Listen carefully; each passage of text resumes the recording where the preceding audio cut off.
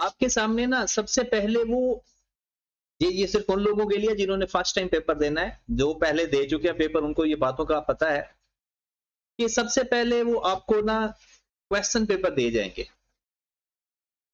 और आपने answer sheet का वेट नहीं करना। और अगर वो आपको आंसर शीट भी देना, ऐसे ही मेंटली तौर पर बंदे को परेशानी हो, आपने उसके ऊपर 15 मिनट तक कुछ नहीं लिखना। हाँ, नाम रोल नंबर वगैरह आप लिख सकते हो, उसका एक तरीकाकार जो होगा, अदरवाइज आपने कुछ भी नहीं लिखना उसके ऊपर। आपने अपना क्वेश्चन पेपर पढ़ना है और सबसे पहले दो काम करने हैं एमसीक्यूज के अलावा।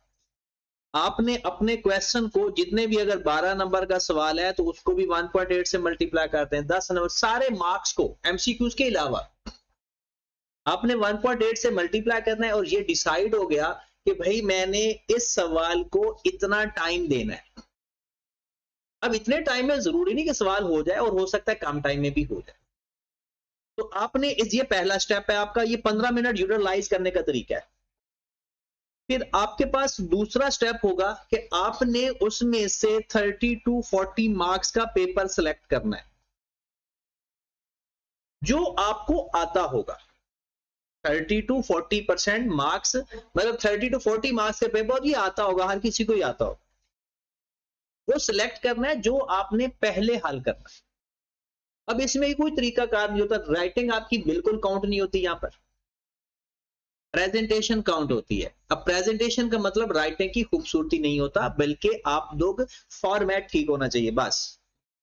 फॉर्मेटिंग जरूरी है एफएआर के पेपर में। जो आपने जो पेपर जिस फॉर्मेट में, जो क्वेश्चन जिस फॉर्मेट में करना है, एक्सट्रैक्ट का सवाल है तो एक्सट्रैक्ट के फॉर्मेट में करोगे, डिस्क्लोजर का सवाल है तो डिस्क्लोजर के फॉर्मेट में करोगे, एसओसीआई एसओएफपी है तो उसका अपना फॉर्मेट करोगे। ठीक है, जब आपको 30 से 40 नंबर का पेपर मिल जाएगा, ये छोटे नंबर काउंट करने हैं, बड़े वाले सवाल नहीं देखने अभी। फिर उसके बाद तीसरा स्टेप होगा कि बस आपने एमसीक्यूज को अपनी आंसर शीट के ऊपर हल करना है, ना कि आपने उसके ऊपर ही टिक क्रॉस करके आपने आंसर क्वेश्चन पेपर साथ नहीं अटैच करना। आपने बिल्कुल ऐसे ही जैसे यहां पर हमने एक आंसर का तरीका लिखा है, बिल्कुल इस फॉर्मेट में लिख दें। ये जो आपका ये तो उसने लिखा हुआ ना इस तरह से, ए यानी कॉलम फॉर्म, अब एक ही कॉलम में लिख दें। पहले क्वेश्चन का नंबर कैसे देना है, पहले भी ये बात बताई हुई है। आपके हर पेपर के हर पेज के ऊपर ये 3 बॉक्स बने होंगे। आपने पहले बॉक्स में लिख देना है क्वेश्चन नंबर 1। उसके बाद आपने इसका नंबर 1 का जो आंसर है ए है, बी है, नंबर 2 का आंसर बी है, जो भी आंसर ना लिखते जाओ। जो कंफर्म है वो लिख दो, जो कंफर्म नहीं है वो ना लिखो फिलहाल, क्योंकि पेपर हल करते हुए ना वो आपके दिमाग में अब क्वेश्चन आ चुका है। पेपर हल करते हुए किसी भी वक्त वो क्लिक कर सकता है। अगर तो क्लिक कर गया तो बहुत अच्छी बात है, ड्यूरिंग एग्जाम या कहीं से अल्लाह ने कोई मदद अता फरमा दी तो ठीक है, नहीं तो एंड पे फिर आपको जो बेस्ट ऑप्शन लगती है वो लिख के जरूर आना है। क्योंकि देखिए 10 नंबर के एमसीक्यूज होंगे, हो सकता है 8 हो, 7 हो या पूरे 10 हो। 5-6 आपके हो चुके होंगे, 2 या 3 में इशू आ सकता है। तो आप अपने माइंड में उसका आंसर सोच के या अपने क्वेश्चन पेपर के ऊपर हल्का सा निशान लगा के रख लेना, ताकि आपको पता हो कि अच्छा बाद में अगर टाइम खत्म होना लगे तो मुझे सोचना ना पड़े, फिर मैं ये आंसर लगा दूं। हाँ, अगर आपको बेस्ट आंसर मिल जाए तो जैसे ही पता चले उसी वक्त ही लिख ले, हल करते के दौरान। कटिंग का कोई चक्कर नहीं, कटिंग कर सकते हो, लेकिन आपने पहले लिखना ही नहीं है। बाद में जब पता हाँ, अगर आपको लगता था कि कोई और आंसर है, बाद में पता चला तो उसको क्रॉस करके आप नया आंसर लिख सकते हो। इसमें कोई ऐसी बात नहीं है। ये तो आपका होगा तीसरा स्टेप कि आपने एमसीक्यू पहले पेज पे हल करना है। ठीक है, उसके बाद आपने अपने क्वेश्चन सेलेक्ट करने हैं कि हम आपने कौन सा क्वेश्चन करना है। हर क्वेश्चन फ्रेश पेज पे हल करना है, हर क्वेश्चन। एक क्वेश्चन एक पेज के ऊपर 2 क्वेश्चन कभी नजर नहीं आने चाहिए। इवन के एक होते हैं पार्ट, एक होते हैं सब पार्ट। आपने जो उसका पार्ट है वो भी फ्रेश पेज पे करना है। एग्जांपल देता हूं, ये सारे पेपर्स के लिए, सिर्फ एफएआर के पेपर के लिए नहीं है, कि आपके पास एक क्वेश्चन है, क्वेश्चन नंबर 1, उसका ए पार्ट भी है, बी पार्ट भी है। पेपर में आपके पास एक बॉक्स बना होगा, तो आपने यहां पर लिखना है क्वेश्चन नंबर 1 और यहां पर लिख देना है ए पार्ट और इसका आंसर यहां डिजाइन कर देना। अब दूसरी बात यह है कि इसकी वर्किंग का क्या करें। अगर आपको लगता है कि ये वाला, इसकी दो वर्किंग है, वर्किंग के दो स्टाइल है। पहला स्टाइल है कि आप जो ए पार्ट की वर्किंग है वो इसके साथ ही करते हैं। मिसाल के तौर पर आपका ये फर्स्ट पेज है, इसके ऊपर आप सॉल्यूशन डिजाइन करें, आपको लगता है ये आधे पेज पौने पेज पे आएगा, और वेरी नेक्स्ट पेज के ऊपर आप उसकी वर्किंग कर लें, उस पेज के ऊपर वर्किंग की हेडिंग दे दे, वर्किंग कर दे। हर पेज के ऊपर बार बार क्वेश्चन नंबर 1 ए पार्ट, क्वेश्चन नंबर 1 ए पार्ट नहीं लिखना, जब तक ये चलता है ये इसी क्वेश्चन को चलते जा रहा है। उसके बाद दूसरा इसका तरीका ये होता है कि आप पहले पेज के ऊपर ए पार्ट कर दें, दूसरे पेज के ऊपर बी पार्ट कर दें और तीसरे पेज पे वर्किंग कर दें। ये दोनों काबिल कबूल है, लेकिन ये तरीका काबिल कबूल नहीं है कि वर्किंग आप एंड पे कर लें सारा और सारे क्वेश्चन पहले कर लें। Working is not a rough, वो रफ नहीं होता। हम समझते हैं ना शायद जो वर्किंग है वो रफ है, वो पार्ट ऑफ द सॉल्यूशन है, उसके मार्क्स होते हैं प्रॉपर। जब अपने क्वेश्चन को आप रेफर करोगे, भाई question working number 1, working number 2, जब आप रेफर करोगे तो इसका मतलब है ये पार्ट ऑफ द सॉल्यूशन बन जाएगा। तो वर्किंग याद रखे, कभी भी रफ वर्क ना समझ के करना। अब जब आपके पास पहले 30 या 40 नंबर का पेपर आपने सेलेक्ट किया, ये आपने हल कर दिया, और ये भी जरूरी नहीं कि ये सारा आपको आता हो। मैं बार बार कह रहा हूं, पेपर आपको सारा आता हो ये जरूरी नहीं है, और पहले दिमाग में बिठा के जाओ कि ऐसा हो सकता है, बल्कि होगा, फिर भी पेपर पास होता है। पेपर हर स्टेप के, हर क्वेश्चन के अंदर हर स्टेप के अपने मार्क्स होते हैं। तो हर क्वेश्चन में कोशिश बस हमारी ये होनी चाहिए कि कम अज कम 50% क्वेश्चन हमारा सारे ठीक होने चाहिए। ये हमारा वैसे एक टारगेट और रफ टारगेट जिसे हम कहते हैं। अब देखिए इंशाल्लाह एमसीक्यूज में से आप 5 क्रॉस कर जाओगे, 10 नंबर में से 5 क्रॉस कर दोगे आराम से, 8 नंबर, 9 नंबर, 7 नंबर तक पहुंच जाओगे। फिर आपके ये जो मैंने कहा है ना 30 से 40 नंबर का पेपर आपने सिलेक्ट करना है, ये भी आपका ऑलमोस्ट, ये 40 नंबर का अगर आपका सिलेक्ट कर देते हैं तो ये भी 90% ठीक होगा आपका, 90% तक ठीक हो सकता है। 80% कर लो, क्योंकि ये तो वो पेपर सिलेक्ट किया है ना आपने जो आपको आता है। मैंने तो कहा ही नहीं 100 नंबर का आता है, मैंने कहा कितने नंबर का पेपर हमें आता होगा, 30 से 40, इतना तो आता होगा ना। अब इतना पढ़ के जा रहे हैं, 30 से 40 नंबर का तो पेपर हमें आता ही होगा ना, बस इतना ही चाहिए। हमने अब यहां पर अगर देखें कि अगर चले 80% हमें आता है, 32 मार्क्स यहां से हम कवर कर लेंगे, 8 नंबर अगर एमसीक्यूज में से कवर हो जाते हैं हमारे, तो हमारे 40 नंबर का पेपर हो चुका है। हमें चाहिए 10 नंबर चाहिए और 50 नंबर का पेपर पड़ा हुआ पीछे। अब उसको आपने हल करके आना, अटेम्प्ट पूरा करके आना। आई कैप बार बार अपने कमेंट्स में कह रहा है कि ज्यादातर फेलियर उनका है जिनका पेपर पूरा अटेम्प्ट नहीं, और पेपर पूरा अटेम्प्ट करना 1.8 फार्मूले के अलावा मुमकिन नहीं है। आपका सवाल अगर हो जाता है, आधा क्वेश्चन हुआ है, उसका टाइम खत्म हो गया, छोड़ दो उसको, दिल करे या ना करे इस क्वेश्चन को छोड़ने का, छोड़ दो। हाँ, एक सूरत ऐसी है कि एक सवाल ऐसा है जो नया सवाल है, वो आपको बिल्कुल ही नहीं आता, आपको ये भी नहीं लग रहा शुरू कहां से करूं, आप फिर उसका टाइम अपने किसी क्वेश्चन को दो। ऐसा भी हो सकता है कि कोई क्वेश्चन, लेकिन है नहीं कोई क्वेश्चन ऐसा, बस थोड़ा सा आई कैप की ना फॉर्मेटिंग चेंज होती है। अदरवाइज कोई एक पेपर में भी सवाल ऐसा नहीं होगा कि जो आपको लगेगा कि आपको वो क्वेश्चन नहीं आता, आपको लगेगा एक दफा नहीं आता। और दूसरा, पैनिक होना 0% पे ले आओ। अल्लाह से अच्छा गुमान रखते होते हैं हमेशा, या तो अल्लाह पे यकीन ना करो, खत्म करो, कहानी खत्म करो। फिर खुदकुशी कर लो, क्योंकि इसके अलावा और हल ही नहीं है कोई। और अगर आपका अल्लाह पे यकीन है तो फिर पूरा यकीन रखो, वो जात ऐसी है कि वहां पर हम 1% भी शक नहीं हो सकता। तो फिर जो अल्लाह से अच्छा गुमान रखता है अल्लाह उसके लिए अच्छा करता है। तो पहले ही समझो कि पेपर आपका इंशाल्लाह इंशाल्लाह पास होने वाला होगा। और जितना भी गंदा तरीन पेपर हो जाए ना, मैं आपको वर्स्ट से वर्स्ट कंडीशन बता रहा हूं प्रूडेंस कॉन्सेप्ट के साथ, जितना भी गंदा तरीन पेपर हो जाए पासिंग मार्क्स फिर भी आ सकते हैं अगर आपने अपना पेपर 80% क्रॉस कर लिया तो। हल करने वाला उसमें चांस बन सकता है। तो इसलिए आपने बस रिक्वायरमेंट पढ़नी है और फिर उसको जिस फॉर्मेट में हमने सीखा हुआ है उस फॉर्मेट में हल करना। आईएएस जो एनसीए के क्वेश्चन है, जो मैंने एक्सट्रैक्ट के 2 या 3 लेक्चर अलग से रिकॉर्ड किए हुए हैं वो आपने लाजमी करके जाने हैं। डिस्क्लोजर के 2 से 3 लेक्चर अलग से रिकॉर्ड करके भेजे थे, वो आपने लाजमी करके जाना। ठीक है, अगर आपने उसकी रिकॉर्डिंग नहीं सुनी तो लाजमी सुननी है, सुन ली है, क्वेश्चन कर लिए अपने हाथ से, मोर देन इनफ है। फिर उसके बाद आईएएस 41 का सवाल आसान आएगा, उसके जितने क्वेश्चन हमने किए हैं बुक पढ़नी है, क्वेश्चन करने हैं, खत्म। आईएएस 41 का क्वेश्चन, आईएएस 20 का सवाल, आईएएस 36 के सवाल, ये 3 क्वेश्चन आएंगे 4-4, 5-5 या 8-8 नंबर के। एक सवाल ऐसा आएगा जिसमें उसने आईएएस 40, आईएएस 23, आईएएस 16 इसको मिक्स करके देना है।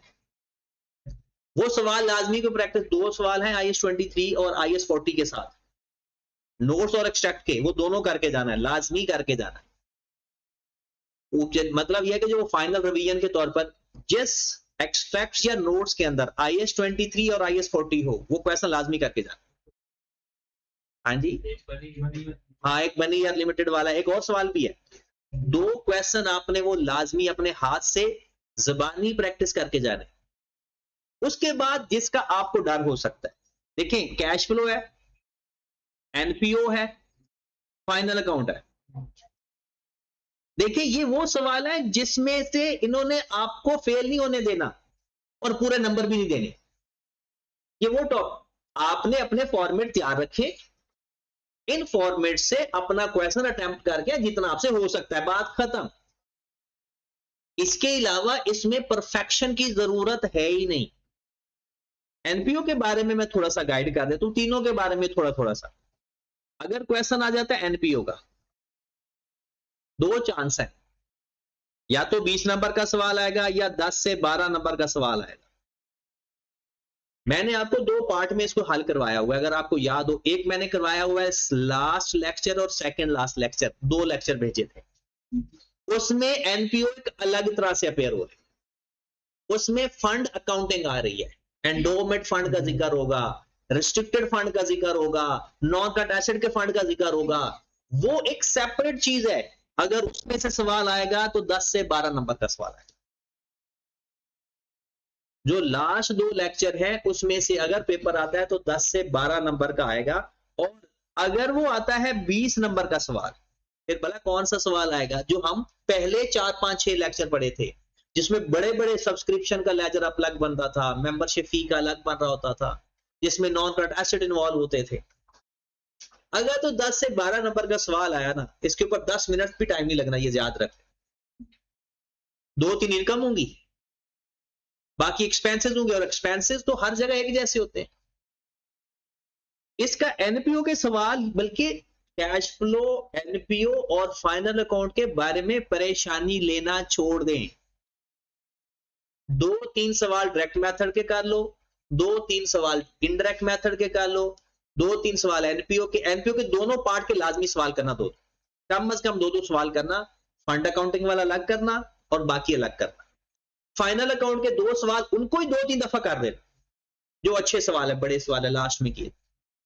पेपर में उसको अटेम्प्ट करके आना है, छोड़ के नहीं आना।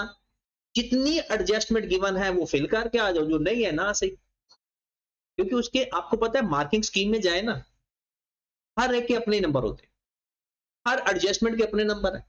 चलो 3 नंबर वाली एडजस्टमेंट हमसे नहीं होगी, एक नंबर वाली एडजस्टमेंट तो ये कोई अक्रूवल प्री पेमेंट की एडजस्टमेंट आ जाएगी, कोई गवर्नमेंट ग्रांट की आएगी, तो मेरे भाई फाइनल अकाउंट हमारे एक्सट्रैक्ट होते हैं।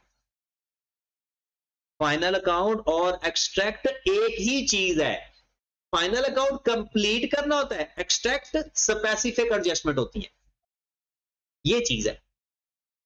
कैश फ्लो के अंदर आज वाले सवाल के अंदर मैंने गवर्नमेंट ग्रांट का जिक्र किया था जी। और मैंने आपको बताया था कि इस दफा चांस है कि गवर्नमेंट ग्रांट को वो टेस्ट करे कैश फ्लो के अंदर। तो कैश फ्लो में अगर गवर्नमेंट ग्रांट आ जाए ना, तो आपने सिंपल काम क्या करना है, गवर्नमेंट ग्रांट का बनाना है लेजर।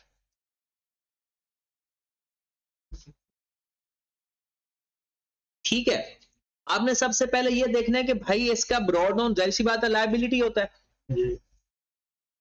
शॉर्ट टर्म और लॉन्ग टर्म जो फाइनेंशियल पोजीशन में गिवन होगा वो सारे का सारा दोनों को प्लस करके लिखना है। जैसे हम लोन नहीं करते शॉर्ट टर्म लॉन्ग टर्म, बिल्कुल ऐसे क्लोजिंग कैरिडोर में लिखना है। फिर उसके बाद दो चीजें हैं, एक during the year government grant आपने ट्रांसफर करना है इनकम में, अगर आपने एक हमको दूसरा हमें मिलेगा गवर्नमेंट ग्रांट के नाम से कैश, तो हमने कैश डेबिट होना है क्रेडिट, क्या डेबिट होगा और एसपीएल क्रेडिट होगा।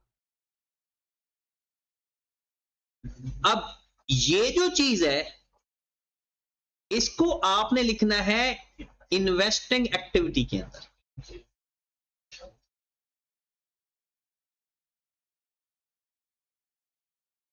इन्वेस्टिंग एक्टिविटी के अंदर प्लस करना है। एसपीएल जो है ये आपने करना है एडजस्टमेंट के अंदर।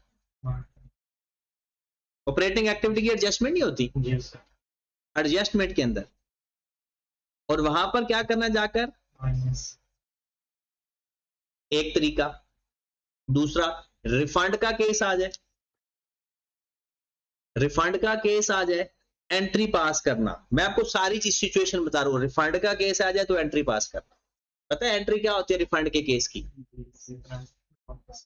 कैश करते हैं क्रेडिट, एसपीएल करते हैं डेबिट, और या तो पीपीई होता है या डेफर्ड कैश इन्वेस्टिंग एक्टिविटी से जाकर हो जाएगा माइनस, क्योंकि अब हमारा आउटफ्लो हो रहा है, ये हमारा एक्सपेंस के तौर पर आ रहा है, तो एक्सपेंस एडजस्टमेंट में जाकर ऐड हो जाएगा।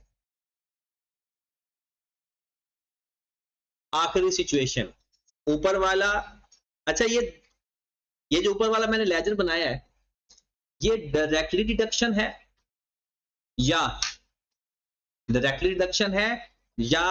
Separately recognition? Separately recognition.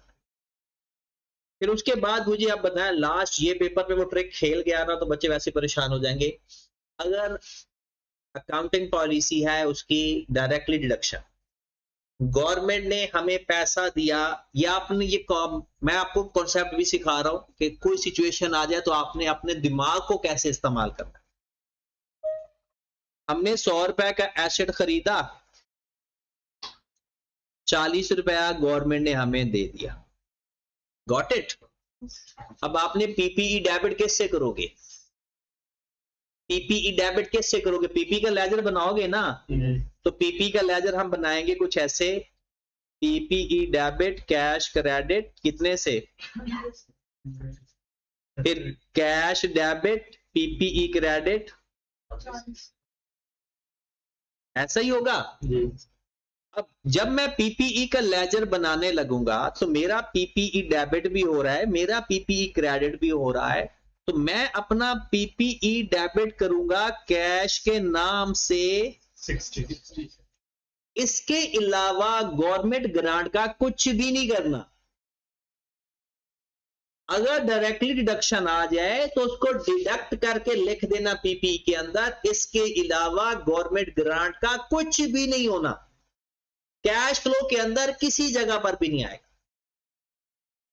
अगर गवर्नमेंट ग्रांट कैश फ्लो के अंदर आएगा तो वो सिर्फ दो वजह से आ सकता है। पहली वजह सेपरेटली यानी डेफर्ड ग्रांट हो, आप सेपरेटली रिकॉग्नाइज कर रहे हो तब लेजर बना लेना।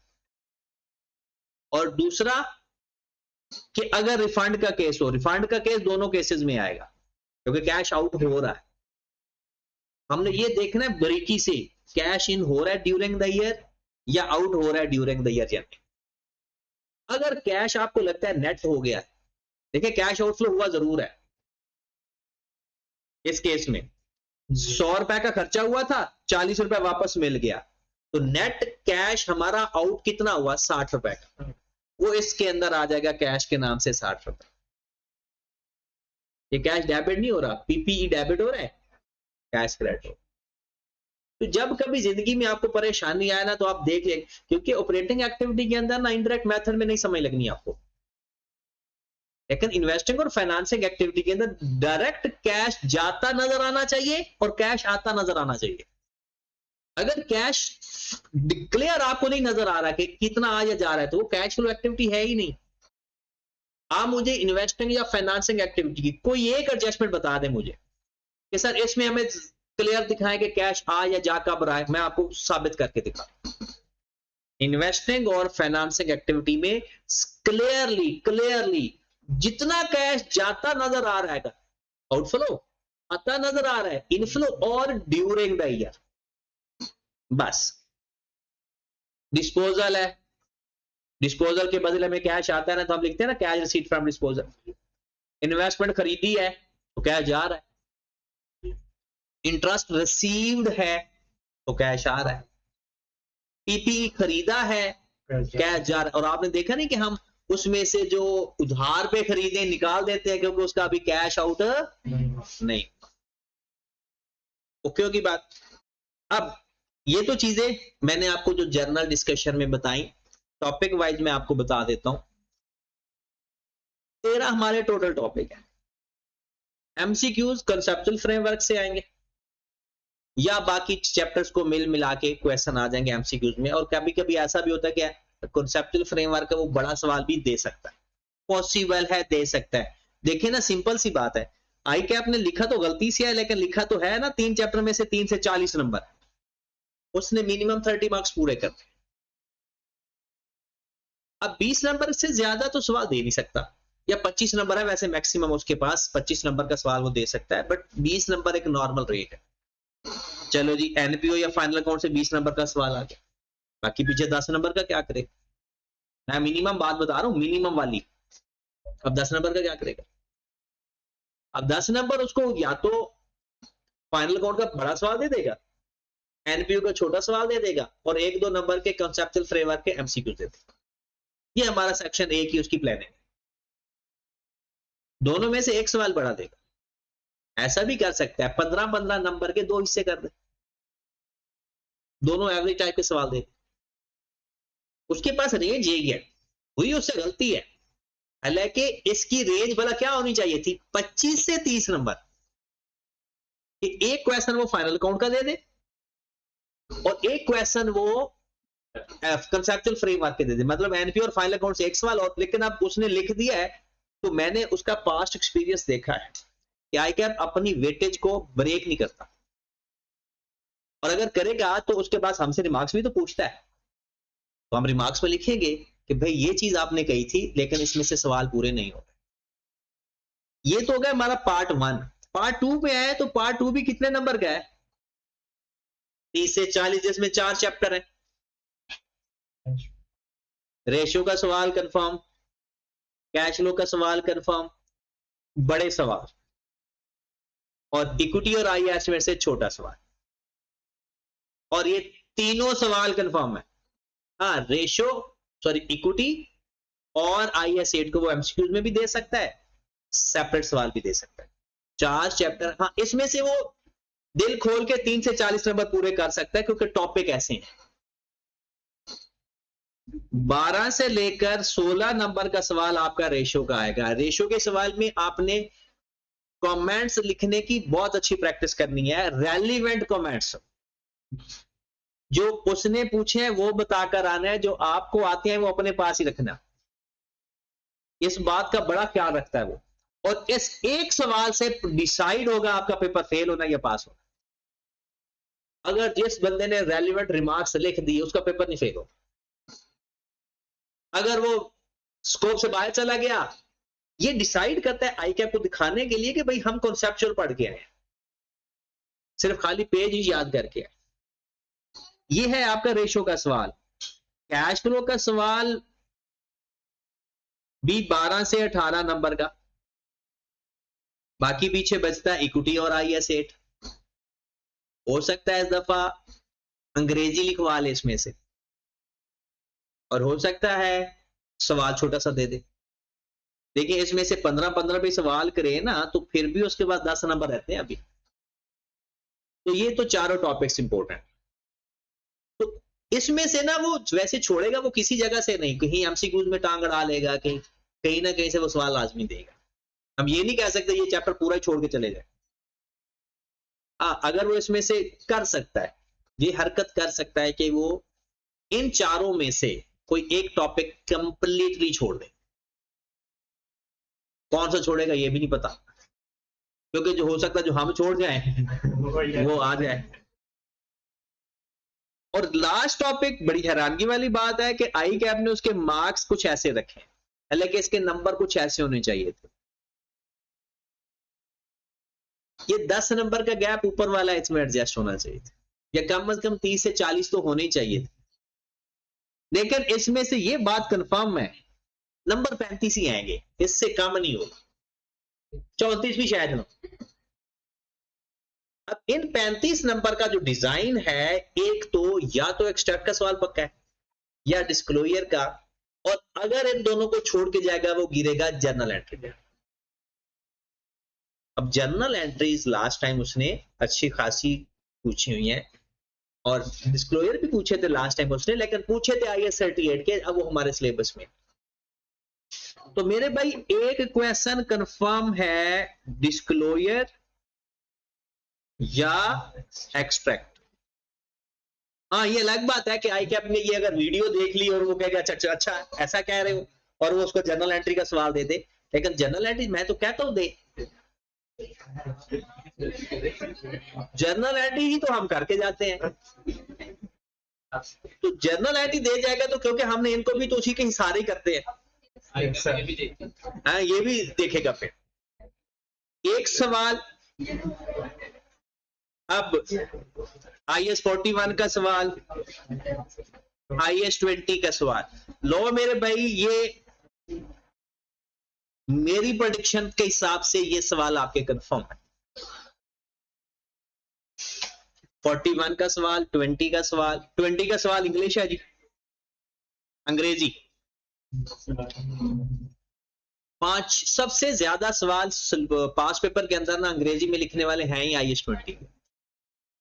बस उसमें ना आपने तरीकाकार रखना है कि मैंने ये बातें बतानी है, अंग्रेजी फिर आपकी मर्जी की है कि मैंने उसको मेजरमेंट उसकी बेस बतानी है, मैंने उसकी ऑप्शन बतानी है, मैंने लव सिंस इस्तेमाल करना है या इफ इस्तेमाल करना है, ये डिसाइड करना है। उसके बाद इसके अंदर जो सवाल आ सकते हैं ना वो 23 प्लस 40 प्लस 16 का मिक्सचर है।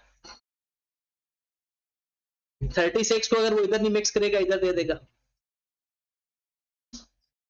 तो वहां पर वो मिक्सचर तैयार करके देगा एक्सट्रैक्ट के, वही 3 एसिड देगा, एक IS 40 का होगा, एक 16 की वो बात कर दी होगी एक्सचेंज करवा देगा या चेंज इन एस्टिमेशन दे देगा, और एक वो 23 हो सकता है इस दफा वो 23 2-3 नंबर के MCQs में पूछ ले और वो टेस्ट ही ना करे 23। ये पॉसिबल है कि IS 23 को हो सकती या तो वो मिक्सचर के अंदर देगा या वो देगा ही नहीं। ठीक है, तो IS 23 के बारे में परेशान ना होना, बस इतना परेशान होना कि हो सकता है आ जाए, इससे ज्यादा परेशानी होगी। चलें जी, अब आ जाते हैं आपके क्वेश्चन से। अब सारा तो हमने करना नहीं है क्योंकि अगर सारा करेंगे तो इधर ही बैठे रहेंगे। पहले मुझे बताया कि MCQs कोई ऐसा है जिसको मैं आपको हल करवा दूं, कोई आपको लगता है कि कोई एक MCQ 2 4 जितने भी। देखिए जी, पहला तो ये आपके कॉन्सेप्चुअल फ्रेमवर्क में मैंने करवा दिया था, दूसरा भी वहां हो गया, और तीसरा भी वहां हो गया। इनमें तो कोई मसला नहीं आया होगा जिसने वो लास्ट लेक्चर सुना होगा। चौथा करवा दूं? चल आओ जरा। अच्छा, पहली बात, अपने आप को एफएससी वाले एटीट्यूड से खत्म करो। यार फेल या पास ये ना आपके इख्तियार में है ना मेरे इख्तियार में है, ये सीधा सीधा अल्लाह के इख्तियार। हमारे बस में जो चीज है वो ये है कि अल्लाह पे भरोसा रखकर अपनी जितनी तैयारी हो सकती है करते रहें, टाइम जाया मत करें बस। उसके बाद फिर अगर फेल भी हो जाता है तो रब की रजा पे राजी रहना ही इंसानियत है। फेल होना पास होना ना, मैं पहले कह रहा हूं, मैं कह ही नहीं सकता कि आप पास हो जाओगे या फेल हो जाओगे, ये आपके इख्तियार में भी नहीं है। हाँ, हमारे जो इख्तियार में वो हम कर रहे हैं। इसलिए अल्लाह से क्या अच्छा गुमान रखना हमारे लिए जरूरी है। ऐसे ऐसे लोग भी मैंने देखे काम पढ़ के पास हुए। तो अल्लाह पे भरोसा इतना स्ट्रांग होना चाहिए कि पेपर जब देने जा रहे हो तो आपको ये ना लगे कि पेपर पता नहीं फेल ना हो जाए। ये ऐसा होना ही नहीं चाहिए। या तो फिर हमारे यकीन में मिलावट है, ये चीज आपके दिमाग में आइंदा नहीं आएगी, पता नहीं क्या बने, अच्छा होगा इंशाअल्लाह। अच्छा, दो बातें हैं जनाब सवाल एफएआर का सवाल करने के लिए, जर्नल एंट्री और लेजर। जब भी किसी जगह फंसने लगो, जर्नल एंट्री देखकर वो आपको रास्ता बताएगी, और जर्नल एंट्री से वो चीज नहीं मिल रही तो लेजर। कोई भी चीज ढूंढनी है तो वो दो जगह से मिल सकती है, दो मार्केट है उसकी। मिसाल के तौर पर एसेट खरीदा है, एसेट खरीदा ना दो जगह से मिल सकता है, एक पीपी के लेजर से, एक कैश के लेजर से, क्योंकि एंट्री क्या पास करते हो, PP debit cash credit. PP का लेजर बना लो, डेबिट साइड पर जो चीज आएगी वो पीपी होगा, और या तो फिर कैश के लेजर से। तीसरा कोई हल नहीं है, या फिर कॉमन सेंस। जर्नल एंट्री के अंदर दोनों लेजर का नाम लिखा होता है। जैसे अभी ये सवाल पे चलते हैं, लिखा हुआ है कि beta limited made sales 27 million, of which 5% were returned by customer. ये जो 27 मिलियन टोटल सेल है या नेट ऑफ 5% है?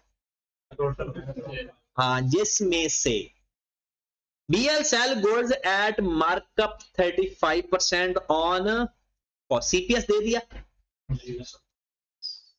सेल के ऊपर अगर हम CPS अप्लाई करेंगे तो कॉस्ट ऑफ सेल आ जाएगी। आगे बढ़ते हैं फिर। Opening inventory was 12 million and purchased during the year ₹20 million. At year end, a fire destroyed a part of inventory. The physical undamaged inventory remained after the fire was ₹9 million. Which of the following represent cost of inventory destroyed in fire? तो मेरे भाई, जब inventory की बात हो रही है तो स्टॉक का लेजर बना ले।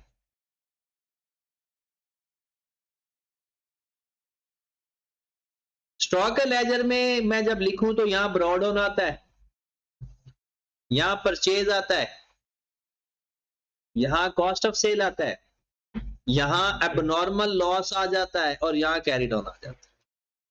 ऐसा ही कुछ सीखा हुआ है। जो गिवन है वो पुट कर दे, जो रह गया फाइंड हो जाए। बात समझ रहे हो? ब्रॉड ऑन कितना है जी? 12 मिलियन। कैरी डाउन कितना है? परचेज कितना किया है? पहले तो ये लिख ले, 12 मिलियन, 9 मिलियन, 20 मिलियन। अब सेल टोटल कितनी की है? 27 है ना? उसमें से 5% तो वापस आ गई, नेट कर दो। मैं लिख दूं 95%, को एतराज तो नहीं है? 25.65। अगर इतराज है तो 5% लेकर माइनस कर देता हूं। चलो, तो 27 का 95% लिए कितना आया? 25.6। अब इसके ऊपर CPS अप्लाई करके क्या हम कॉस्ट ऑफ सेल नहीं फाइंड कर सकते? तो निकालें कॉस्ट ऑफ सेल। CPS है 35% मार्कअप, तो सेल हो गई 130, तो डिवाइडेड बाय 135 मल्टीप्लाइड बाय कितना 19 पूरा पूरा खत्म हो गया सवाल। जो बैलेंसिंग फिगर आएगी वो हमारा एबनॉर्मल लॉस हो। देखिए FAR के अंदर ना आपके पास दो ही चीजें हैं, जर्नल एंट्री और लेजर। जर्नल एंट्री फेल हो जाएगी तो लेजर कामयाब है, लेजर फेल हो गया तो जर्नल एंट्री कामयाब है, तीसरा कोई रास्ता ही नहीं है। FAR नहीं, पूरी अकाउंटिंग। बस अपनी वही मैं कह रहा हूं ना, बस आप बस भरोसा रखें, किसी भी हालत में पैनिक नहीं होना। और एक बहुत इंपॉर्टेंट बात, पेपर के बाद पेपर डिस्कस मत करना। पेपर के बाद कभी भी, जब तक आपके पूरे पेपर ना हो जाए। देखिए जैसे ही आप पेपर देकर निकलोगे ना, तो फेसबुक के ऊपर, व्हाट्सएप के ऊपर, इधर उधर ना इसके MCQs का सोल्यूशन आ जाता है, फौरन सोल्यूशन आ जाता है। एक नजर भी नहीं देखना। या तो आपके पास कोई ऐसा जादू हो कि आप जो पीछे सोल्यूशन लिख कर है उसको चेंज कर सको। ये ह्यूमन साइकी है, आप लोगों का दिल अगले पेपर में लगना ही नहीं है अगर आपको यह पता चल गया कि आपका सवाल गलत है। आप जो करके आ रहे हैं ना, आपको कि वही ठीक है बस, बाकी सारी किताब में भी गलत लिखा हुआ है, सोल्यूशन भी गलत है, साथ कहने वाला भी गलत है, जो लिख कर आए हो बस वो ठीक है और वो पूरा ठीक है। इस भरोसे के साथ रहना है। कुछ दुआ सलाम लो, हाल चाल पूछो एक दूसरे का पेपर के बाद, ये नहीं पूछना यार इस सवाल में क्या था, इस सवाल का क्या करना था, कुछ भी नहीं। आप हाँ, अगर आपको ये मसला है, आप बाज नहीं आ सकते, आखिरी पेपर जब दे लोगे ना, आखिरी पेपर, उसके बाद जो मर्जी करो, उससे पहले हरगिज किसी ने कुछ नहीं करना। और दूसरा, भगोड़ा नहीं बनना। भगोड़ा समझते हो ना, पेपर जब तक वो एग्जामिनर आपसे पेपर ले ना जाए, आपने बाहर नहीं आना। आपको सारा पेपर नहीं आता, यही हो सकता है ना मैक्सिमम, इससे बड़ा तो बुरा नहीं हो सकता, कुछ भी नहीं आता। रिक्वायरमेंट पढ़ेंगे, फॉर्मेट बनाएंगे, लिखते जाएंगे कुछ ना कुछ, जो कुछ लिख लिया खत्म हो गया, फिर अगला सवाल रिक्वायरमेंट पढ़ेंगे, फॉर्मेट बनाएंगे, कुछ ना कुछ लिखना शुरू कर देंगे। जब सही सी बात है, पेपर ना आता हो ना तो पेपर जल्दी हल हो जाता है। 2 घंटे में पेपर हो गया, फिर उसको खूबसूरत बताते रहना, कोई नई चीज समझ लगी किसी में ऐड कर दो, मतलब खूब खेल कूद करके आना, दिमागी तौर पर फ्रेश रहना। पैनिक हो जाओगे ना तो प्रोडक्टिविटी कम हो जाती है, दिमाग हमारा काम करना छोड़ जाएगा।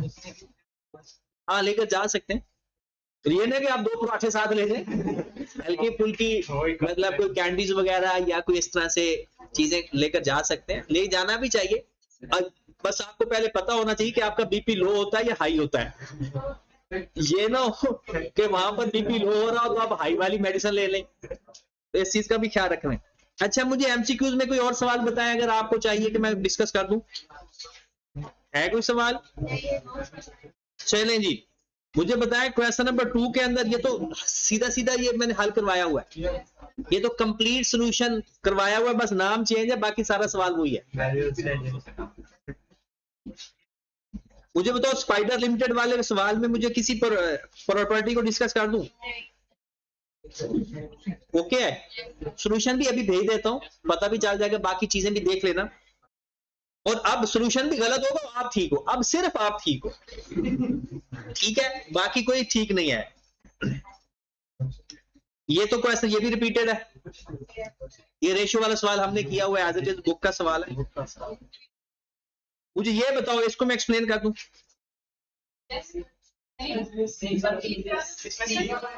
चले मैं बता देता हूं, रिक्वायरमेंट पढ़ देता हूं।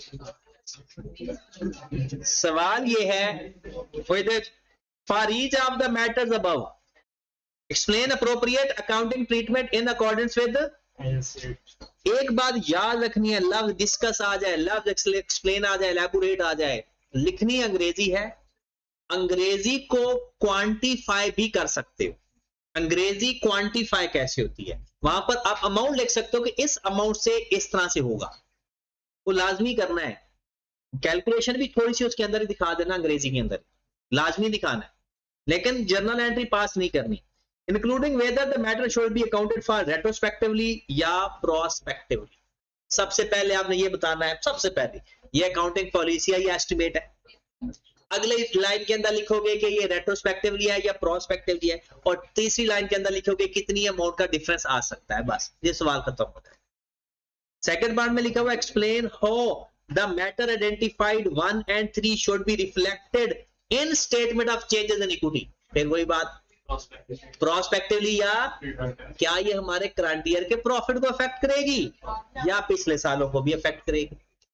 और आपको पता है इक्विटी के अंदर स्टेटमेंट और रिटेन अर्निंग के कॉलम इंपॉर्टेंट है। Last one, identify 2 items that Arham limited should additionally present या disclose in statement change equity to comply with IAS 1। अब देखिए ये एक तरह का ना वो इक्विटी का एक्सट्रैक्ट ही बात कर रहा है कि कोई और बात ऐसी है जो इक्विटी के अलावा भी आप बताएं जो IAS 1 कहता है।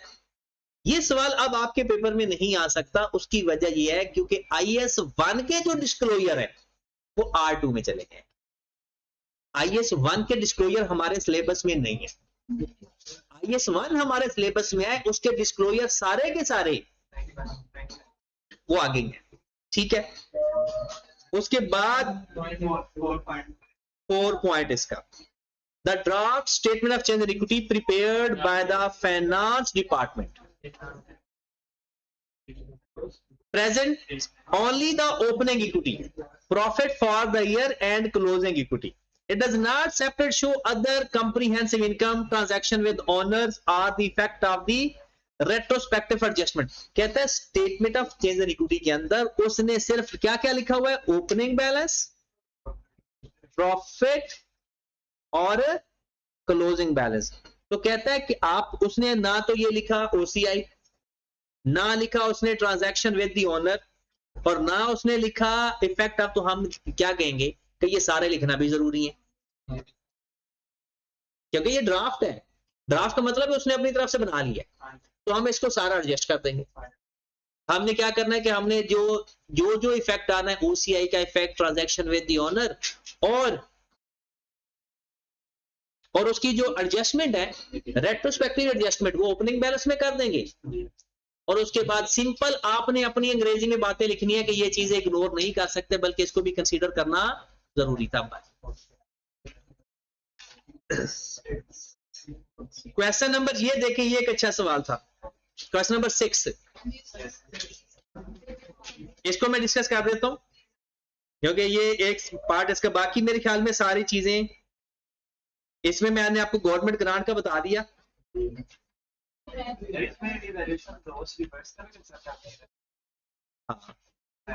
अच्छा, रिवैल्यूएशन लॉस का रिवर्सल या रिवैल्यूएशन लॉस एडजस्टमेंट में जरूर आता है। जो रिवर्सल है वो हमारी इनकम होती है और जो रिवैल्यूएशन लॉस होता है वो हमारा एक्सपेंस होता है। अच्छा, इस सवाल में देखिएगा जरा जल्दी जल्दी से, ये बस ये लास्ट क्वेश्चन डिस्कस कर देता हूं आपको, बाकी सोल्यूशन देकर कोई भी मसला है तो वो आपने फिर ग्रुप में डिस्कस हम कर लेंगे। अभी FAR के पेपर तक ना मैं भी ऑलमोस्ट कोशिश करूंगा कि एट द स्पॉट आपका रिप्लाई करता रहूं, कि जैसे कोई सवाल देगा जो मैं उसी के साथ साथ ही जवाब देता रहूंगा। सॉरी, अच्छा वो ना कुछ लोग बच्चे ना इधर उधर की डिस्कशन करने लग जाते थे, इसलिए तो वो आज खत्म कर देंगे प्राइवेसी भी और वो क्वेश्चन शुरू कर देंगे। अच्छा जी, सवाल देखिएगा जरा, खामोशी प्लीज। लिखा हुआ है सबसे पहले मैं किधर जाना है भला, एक्सप्लेन, अंग्रेजी लिखनी है। The correct accounting treatment of the transactions by AHL substate your point of view with reference to the IAS, also prepare the accounting journal entry।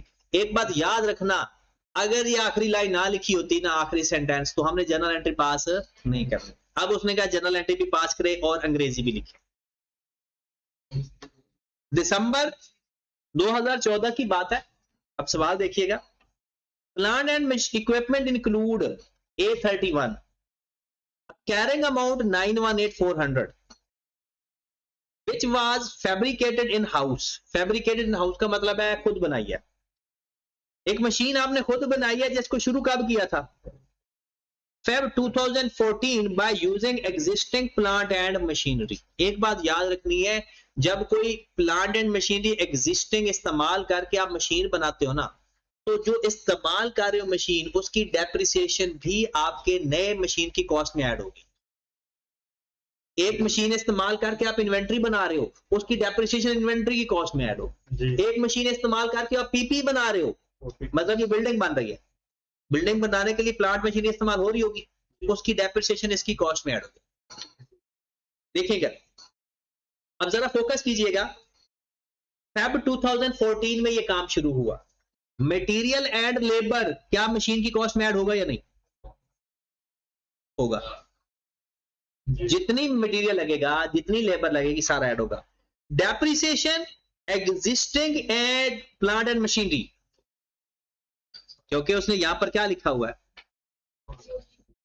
Existing plant and machinery इस्तेमाल हो रही है, तो उसकी डेप्रिसिएशन उसमें ऐड होगी।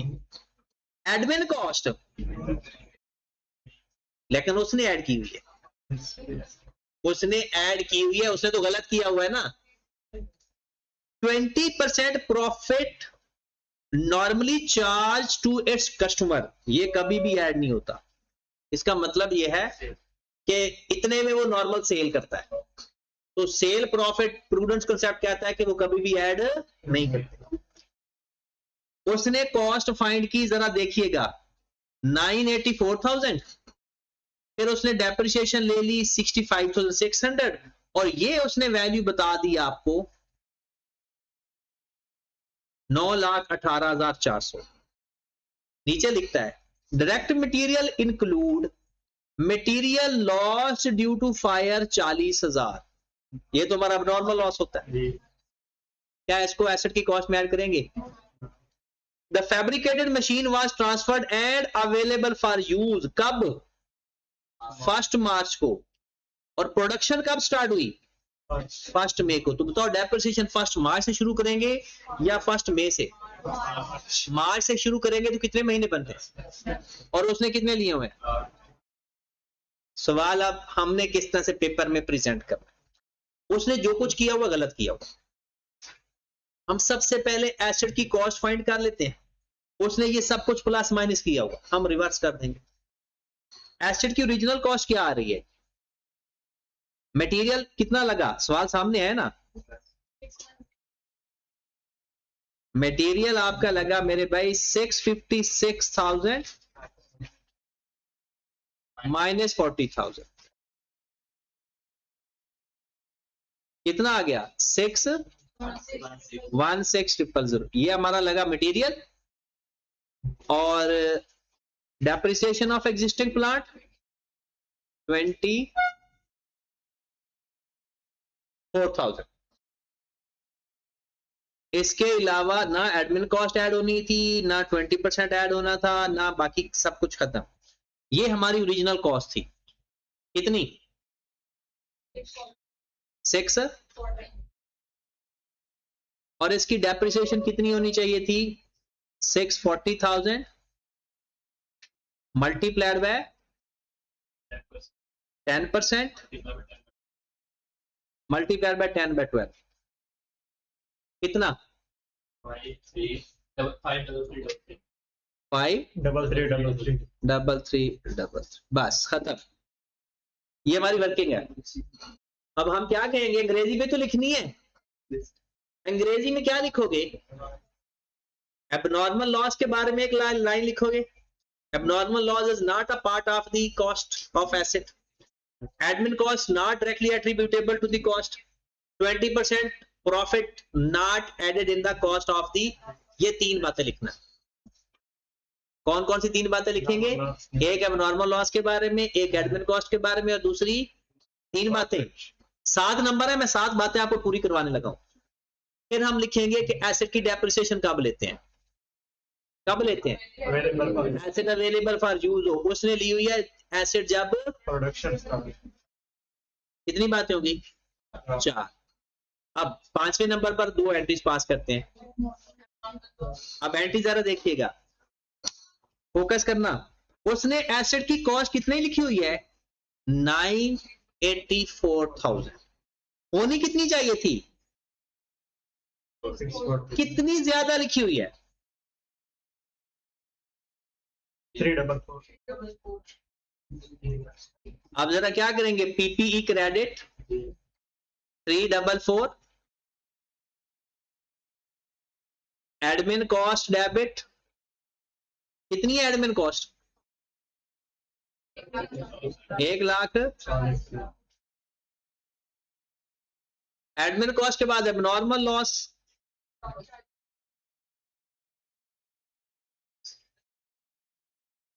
फिर customer profit 160, ये चेक कर लो आपका बराबर आ जाएगा। फिर क्या लिखी उसने कहा, अकाउंटिंग एंट्री लिखनी है। अगर एंट्री का लफ्ज ना इस्तेमाल करता तो हम बस अंग्रेजी झाड़ के आ जाते। अब आज आगे चलते हैं। एक डेप्रिसिएशन भी उसने गलत चार्ज की हुई है। डेप्रिसिएशन कितनी चार्ज होनी चाहिए थी? 53333। उसने कितनी चार्ज की हुई है? 65600। ज्यादा चार्ज की हुई है कम? तो जितनी ज्यादा रिवर्स कर देंगे। हाँ जी, डेप्रिसिएशन कर देंगे क्रेडिट कितने से? 1226। अक्यूमुलेटेड डेप्रिसिएशन डेबिट करेंगे या पीपी डेबिट करेंगे? भला क्यों? क्योंकि उसने नेट बुक वैल्यू बताई हुई है। खत्म, ये हमारा सवाल था। अकेली देखे ना, अकेली एबनॉर्मल लॉस की एंट्री क्या पास करोगे? मटेरियल क्रेडिट तो गलत हो गया ना। आपने मटेरियल जो ऐड किया वो पीपी से वो खत्म नहीं करना। पीपी के अंदर मटेरियल ऐड हुआ है तो पीपी क्रेडिट नहीं करेंगे क्या? देखिए बातें ना करें ना, एक दफा बात पूरी सुने।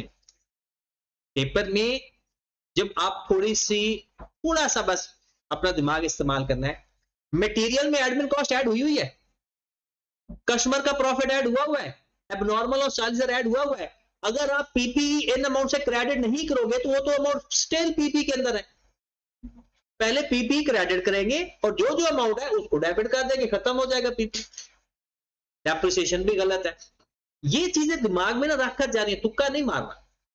सिर्फ ये थोड़ी सी एफिशिएंसी दिखानी है कि जो चीज जिसके अंदर इस्तेमाल हो रही है उसको आपने ठीक कर देना बस। अगला सवाल अच्छा सवाल है जी। ये भी ये पेपर ये आपके ना एक्सट्रैक्ट में भी आ सकती है पार्ट, ये बी पार्ट। कहता जनाब AHL ना ट्रांसपोर्टेशन सर्विस दे रहा है अपने फर्कर को और 6 बसें चलती हैं।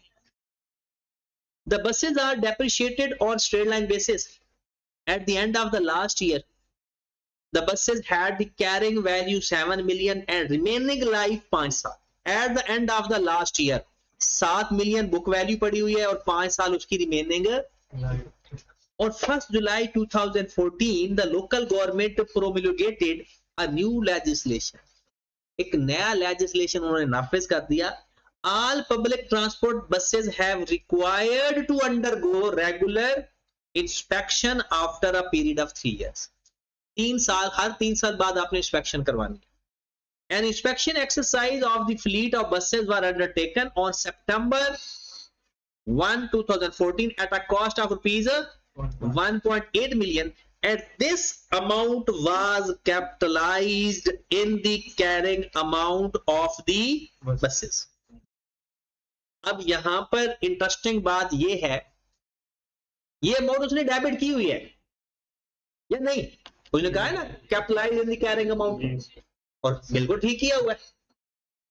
जब भी कोई सब्सिक्वेंट एक्सपेंडिचर होता है और कैपिटलाइज करना होता है ना, वो ऐसे ही बोलते हैं लफ्ज add in the carrying amount या capitalized in the carrying amount of the asset. Cost का लफ्ज नहीं बोलते, याद रखें, कैरिंग अमाउंट का लफ्ज बोलते हैं। उसने एक एंट्री पास कर दी हुई है पीपीई डेबिट या बसें क्रेडिट, कैश क्रेडिट। लेकिन एक बात है, आगे उसने कुछ भी नहीं लिखा कि और डेप्रिसिएशन की भी तो एंट्री पास करनी थी। उसने डेप्रिसिएशन की एंट्री पास नहीं की। अब हमने सिर्फ क्या करना है, डेप्रिसिएशन फाइंड करके उसकी एंट्री पास करना है। मुझे सिर्फ इतना बताना है, ये जो 7 मिलियन है इसके अंदर ये जो 1.8 मिलियन है ऐड हो चुका है क्या नहीं? ये हमारा सवाल कौन सा है? नहीं हुआ। क्योंकि वो बुक वैल्यू कब की है, लास्ट ईयर की, और ये इस साल ऐड हुआ है। और दूसरी इंपॉर्टेंट बात बताने लगा हूं, ध्यान से याद रखना, एक मिनट। अगर तो वो कहता 1.8 मिलियन जो इंस्पेक्शन है उसकी अपनी लाइफ ना बताता, तो हम उसको रिमेनिंग लाइफ पे डिवाइड करते 1.8 को भी, किस पे डिवाइड करते हैं, बट अगर उसकी अपनी लाइफ बता दी जाए तो उसको उसकी अपनी लाइफ पे डिवाइड करें। बात समझ आई? देखिए 7 मिलियन उसकी बुक वैल्यू पड़ी हुई है और ये सब्सिक्वेंट एक्सपेंडिचर है। अब सब्सिक्वेंट एक्सपेंडिचर को हम कैसे डिवाइड करते हैं, याद है? या तो रिमेनिंग लाइफ पे डिवाइड करते हैं या उसका रेट गिवन हो तो उससे मल्टीप्लाई करते हैं। अब इसका करना क्या है, 7 को 5 पे डिवाइड कर देना और 1.8 को 3 पे डिवाइड करके, सितंबर से कितने महीने आगे बनते हैं, 9, 10, 11, 12, 4/12। ये और ये दोनों डेप्रिसिएशन एक ही एसेट की हैं, दोनों को प्लस करके करेंगे। एसेट की कॉस्ट में वो ऐड कर चुका है, हमने नहीं करना, हमने पीपीई टू कैश नहीं करना, क्योंकि वो क्या कह रहा है, this amount was capitalised in the amount of buses. अगर ये लफ्ज ना होता तो एक एंट्री पास करते, PPE debit cash credit 1.8 million. तो 7 मिलियन को 5 पे डिवाइड करके डेप्रिशिएट करेंगे और 1.8 को 3 पे डिवाइड करके 4/12 से मल्टीप्लाई करेंगे। 3 से क्यों डिवाइड किया, अगले फिर 3 साल बाद दोबारा हमने इसकी इंस्पेक्शन करवानी, तो उसकी लाइफ ही 3 साल है। जैसे वो मेजर पार्ट नहीं आता, ये वही वाला सवाल। ओके होगी बात? लास्ट, ये तो आपने सवाल किया हुआ है, ये आपको याद होगा, मैंने एक एक्सचेंज के लिए सेपरेट 10 सवाल दिए थे, उसके अंदर ये सवाल भी था। दिसंबर 2014 AHL acquired a used specialized machine which has no active market। जिसकी एक्टिव मार्केट ना हो उसकी फेयर वैल्यू रिलायबल नहीं होती। By exchange of a machine x, एक नई मशीन ली है, उसकी फेयर वैल्यू नहीं है, अब मतलब उसकी फेयर वैल्यू रिलायबल नई machine. The newly acquired machine was booked at the carrying amount of the machine X, which was 9.5 million। कहते हैं नई मशीन की book value reliable, fair value reliable नहीं थी, हमने ओल्ड एसेट की बुक वैल्यू पे लिख लिया 9.5 पे। पहली बात तो ये है, बुक वैल्यू पे एसेट एक्सचेंज के केस में सिर्फ 2 सूरतों में लिखते हैं। ये चीजें हैं जो आपकी चीजें होनी चाहिए आपके अंदर। उसने बुक वैल्यू पे लिखा हुआ है ना, हमारे फौरन दिमाग में क्लिक करना चाहिए कि अच्छा बुक वैल्यू पे कब कब लिखते हैं, सिर्फ 2, एक लैक ऑफ कमर्शियल सब्सटेंस और एक जब दोनों एसेट की फेयर वैल्यू रिलायबल हो, अदरवाइज बुक वैल्यू पे लिखने की इजाजत नहीं है। आगे पढ़े जरा, कहता है however the fair value of the machine X on that date of sale was 8 million। कहता है उस दिन 8 मिलियन पुराने एसेट की फेयर वैल्यू थी, but no adjustment was made on the premise that the acquisition of this specialised machine would increase efficiency and consequently save approximately 1.5 million over its useful life. बताओ ये commercial substance है या lack of commercial substance है? ये commercial substance है, efficiency change हो रही है और उसका सेविंग चेंज हो रही है। पता है लैक ऑफ कमर्शियल सब्सटेंस, एक तो वो लिख दे, नहीं लिखे तो फिर क्या लिखा होता है, no change in future cash flow, no change in operating method, no change in saving या इकोनॉमिक बेनिफिट, तब लैक ऑफ कमर्शियल सब्सटेंस होता है। तो ये कमर्शियल सब्सटेंस है ना, तो ये लैक ऑफ कमर्शियल सब्सटेंस है ना, दोनों एसेट की फेयर वैल्यू नहीं गिवन, ओल्ड एसेट की तो गिवन है, तो इसको फिर किस पे रिकॉर्ड करना चाहिए था, उसने किस पे रिकॉर्ड किया हुआ है, और जितना रिकॉर्ड ज्यादा किया हुआ है रिवर्स कर दो। तो 1.5 से पीपी डेबिट होगा क्रेडिट, तो ये इसकी एंट्री पास होगी PPE credit, suspense account debit, क्योंकि और तो कुछ आएगा नहीं ना। अंग्रेजी क्या लिखोगे? अंग्रेजी में लिखोगे asset will be recognised on the fair value of the old asset if its fair value is reliable. बस ये लाइन ही काफी हो जाए। और आप अपने सवाल बताएं इस क्वेश्चन से रिलेटेड, या कोई और कंफ्यूजन चल रही है आप लोगों की जिंदगी में? हाँ जी, कैश फ्लो के सवाल में बताएं कौन सी कंफ्यूजन है। टेबल में एडवांस और डिपॉजिट दिया। हाँ बताएं किधर। क्वेश्चन का नंबर क्या है? मतलब वही क्वेश्चन नंबर 7।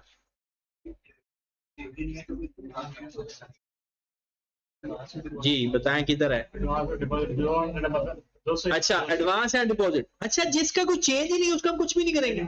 वैसे तो ऐसे तो लिखेंगे ना, अगर चेंज आ जाता, चेंज आता तो फिर लिखते, चेंज नहीं है तो फिर तो उसमें चेंज ही नहीं है तो हम क्या लिखेंगे? कुछ भी नहीं लिखेंगे।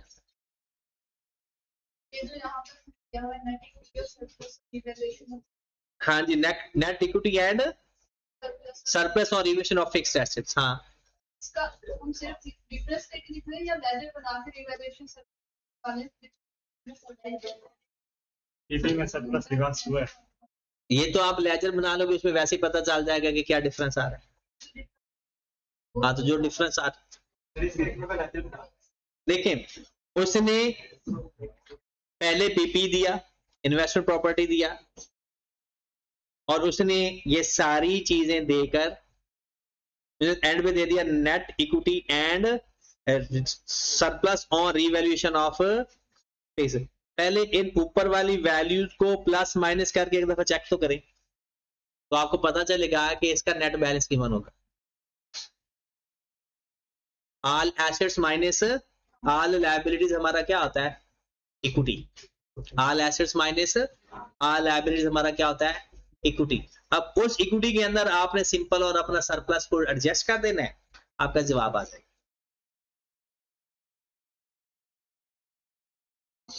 देखिए मैं आपको ना इसके करवा देता हूं। क्वेश्चन नंबर 7 है ना, मैं इधर क्योंकि इसमें ना कैलकुलेशन पे भी टाइम नहीं है। क्वेश्चन नंबर 7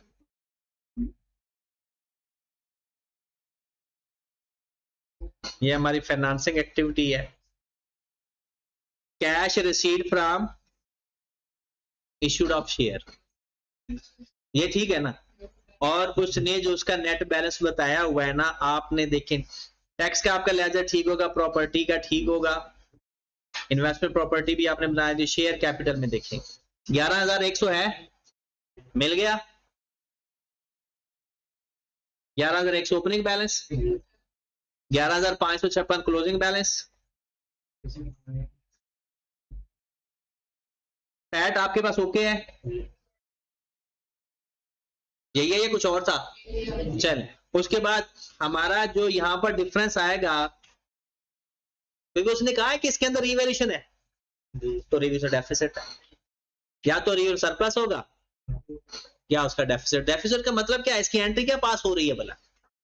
ये सरप्लस क्रेडिट और सरप्लस नो करना, आप सरप्लस क्रेडिट हो रहा है, रिवैल्यूएशन क्रेडिट हो रहा है, और इक्विटी डेबिट हो रहा है। इक्विटी से जाकर माइनस हो रहा है। इक्विटी का मतलब अलग क्या है? वो भाई रिटेन अर्निंग, और जब उसने रिटेन अर्निंग को अलग अलग ना बताया, सारे इक्विटी के कॉलम इकट्ठे बताए हूं, तो बेसिकली तो ये रिटेन अर्निंग के कॉलम में जाता है ना, तो असल में हो रहा है retain earning debit, OCI credit.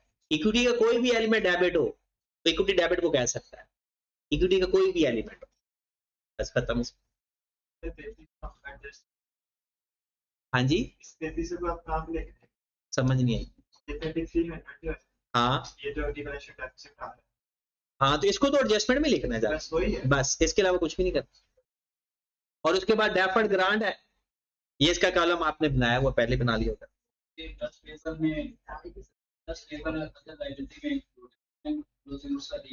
हाँ बिल्कुल, इंटरेस्ट का हमेशा अलग से लेजर बनेगा, और उधर से माइनस करके फिर उनका लेजर बनाना, तो लेजर या डिफरेंस लिखना तो difference. Interest payable, tax payable सबको अलग लिखना है। एक ये लेजर में आ गया, और एक ये अपने वो उसमें चला जाएगा, एडजस्टमेंट के अंदर बात खत्म। चलें जी, इसके अलावा बस आप अपने देखना, और बाद में दोबारा एक ही कहूंगा कि आप लोगों ने अपनी ये, फिर आप में से कितने लोग हैं जो सुबह नमाज पढ़ के सोते हैं, सारी रात पढ़ते हैं? सही सी बताना। सुबह नमाज पढ़ के ही सोते हैं? आप हैं, और आप हैं, आप ही हैं। अच्छा, मैंने आपसे एक रिक्वेस्ट की थी, आपको याद होगा कि अल्लाह के बंदो, ये एक हमारा जो ब्रेन है ना, ये हैबिचुअल होता है। अभी आपके पास 2 दिन हैं, आज का दिन है, भाई एक दिन ही है मेन दो। आप अपनी रूटीन ऐसे बनाएं कि आप, अब देखो ना, आपको 2 दिन तो रात को नींद ही नहीं आनी, रात आप सो ही नहीं रहे, तो अब नींद अगले दिन अचानक कैसे आ जाएगी? और हर बंदा पहली बात ही यही करता है, नींद पूरी करके जाओ। अब जरा सोचें, जस्ट आप खुद सोचें, पेपर का टाइम है 9 बजने से लेकर 12:15 तक, राइट? ये टाइम है हमारा। आप कम से कम जितना भी लेट उठोगे, 8 बजे तो उठोगे ही उठोगे, ठीक है? और 12:15 बजे तक आप अपना पेपर देना, घर आने तक चलो 1 बज गया आपको याद होगा मैंने पेपर अटेम्प्ट करने से, यानी पहले जाते हुए आपको बताया था कि ये टाइम आपका ना जागते होना चाहिए। कम से कम 2-3 हफ्तों से हमारी ये प्रैक्टिस यही वाली होनी चाहिए। इसका फायदा नुकसान नहीं होता इतना ज्यादा, बहुत ज्यादा, लेकिन एक नेचर है इंसान की, जिस टाइम पे हमने खाना खाना होता है उस टाइम पर हमें भूख लगती है, जिस टाइम पर हमने सोना होता है उस टाइम पर हमें नींद आती है। अब आप सारी रात पढ़, देखें, आप पिछले 1 महीने से आप 7 बजे सो रहे हो और 12-1 बजे उठ रहे हो, एग्जैक्ट यही टाइम है। अब रात को आपको 3-4 बजे तक नींद नहीं आएगी, फिर नींद आ जाएगी, फिर आप कम नींद करके जाओगे, एक वैसी जिसम बोझल बोझल सो, फिर वो स्टेनिस्ट्रूम पी के जाना ताकि वो थोड़ी देर के लिए तो एक्टिव हो जाओ, लेकिन वो भी नुकसानदेह चीजें होती हैं। तो आप कोशिश करना, ये बहुत ज्यादा फैक्टर नहीं होता, लेकिन एक फैक्टर जरूर होता है इस टाइम पे। ये जो 8 से 1 टाइम है ना, हमारा दिमाग हमेशा उसको पता हो कि इस टाइम मेरा जागने का टाइम होता है और मेरा काम करने का टाइम होता है। दिमाग आपसे ज्यादा पावरफुल है, ये दिमाग ही तो है जो हमें इधर उधर भटका देता है।